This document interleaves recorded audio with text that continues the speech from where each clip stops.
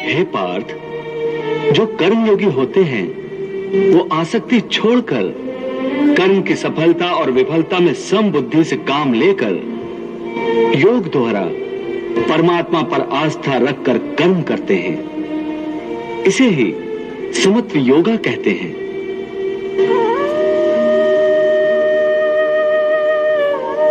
हे पार्थ, ईश्वर को समर्पण करने की भावना से किया हुआ कर्म फल प्राप्ति की कामना से किए हुए कर्म से कई गुना अधिक श्रेष्ठ है।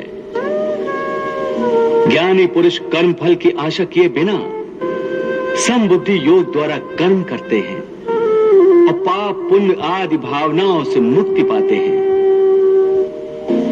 पार्थ, तुम भी ऐसी भावनाओं से मुक्त हो जाओगे जब तुम समबुद्धि कर्म का आचरण करोगे।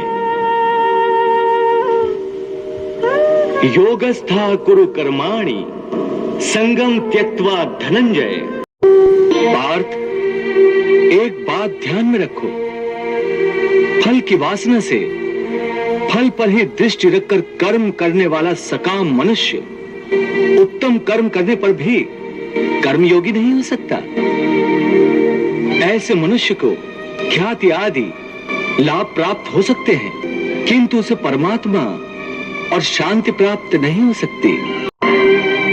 हे केशव, मनुष्य को पाप पुण्य दोनों बंधन कारक है। दोनों से भला बुरा प्रारब्ध बनता है।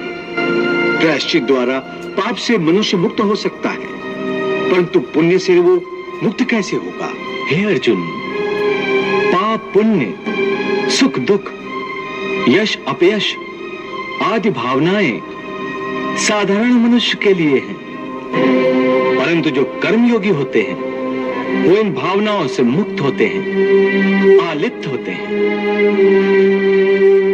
कर्मयोगी अपनी अंतरात्मा की आवाज को परमात्मा का आदेश मानकर आचरण करते हैं। इसमें कहां आती है पाप पुण्य की भावना?